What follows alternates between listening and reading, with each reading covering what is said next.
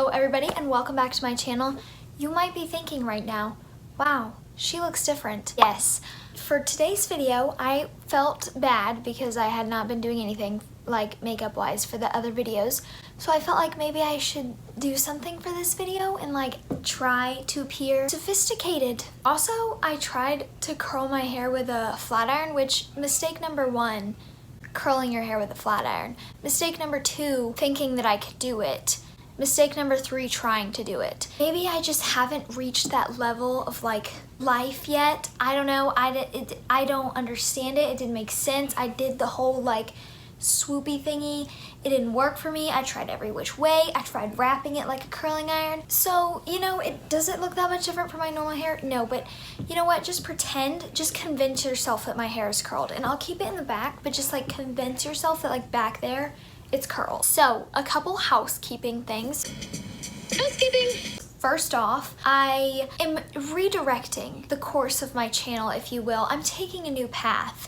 For the past couple videos, my channel has been more lifestyle-esque and less specified, if that makes sense. I haven't had a specified course that I've like directed all my videos. They've just kind of been like anything that I wanted to make, which is fine and dandy, but it makes it a little bit difficult to think of new video ideas that like are consistent. So my channel is now going to focus mainly on art, and for a long time I didn't want to focus specifically on art because I felt like I wasn't at a level like that I could be putting it out there like on YouTube and stuff as far as talent wise. But now I'm kind of realizing like I'm not doing these videos to try and teach you guys how to draw. I don't teach people things. It's not how I work. So these videos aren't like to teach you guys, oh, this is how you draw a perfect mouth. No, this is a really cool art challenge that I wanted to do and it's fun, so I'm gonna post the video. So as far as this video goes, I wanted to do this challenge because I saw this YouTube artist. If you guys have ever heard of Matthew Sorgi, I don't know if I'm pronouncing his name right.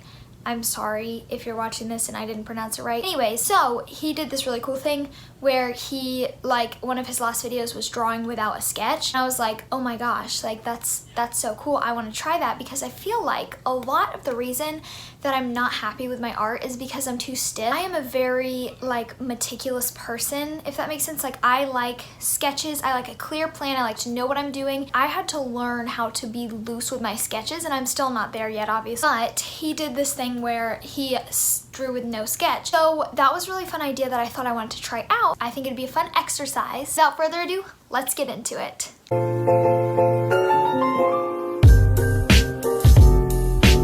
So the first thing that I went ahead and did is get out all my materials. So I got out my markers and my sketchbook, and then came the hard part, and that is saying goodbye to my dear and beloved pencil. As you can see, I kept going back to him multiple times. I threw it away and then I went back because I just couldn't let him go, but ultimately it's for the best. I just had to give him up.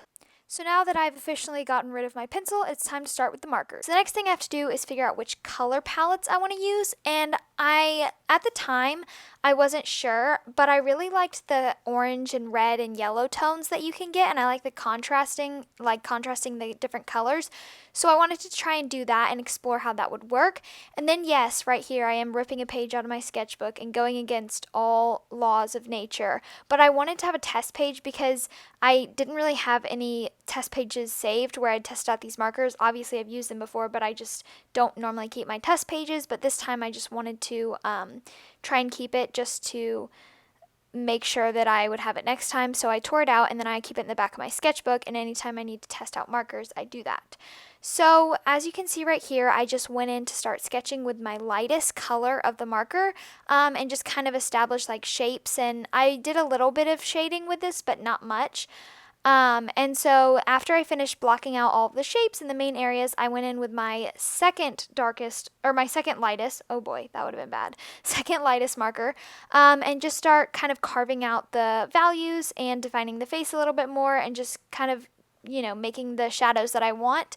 And then I continued going darker and darker as I went along, and then I would flip-flop back and forth between light and dark markers and just kind of contrast them and blend a little bit, but I wanted the style to be more like angular and like cell shading rather than blending. So I kind of tried to keep the blending to a minimum.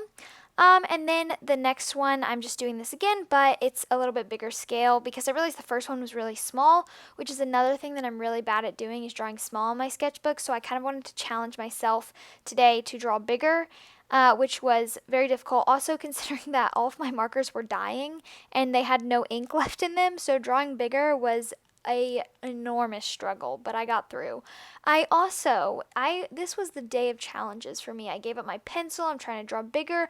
Also, I didn't realize this at the time, but it ended up being that I think it was every single character that I drew, I got them from reference photos from Pinterest, so credit to whoever the photographer was that took them.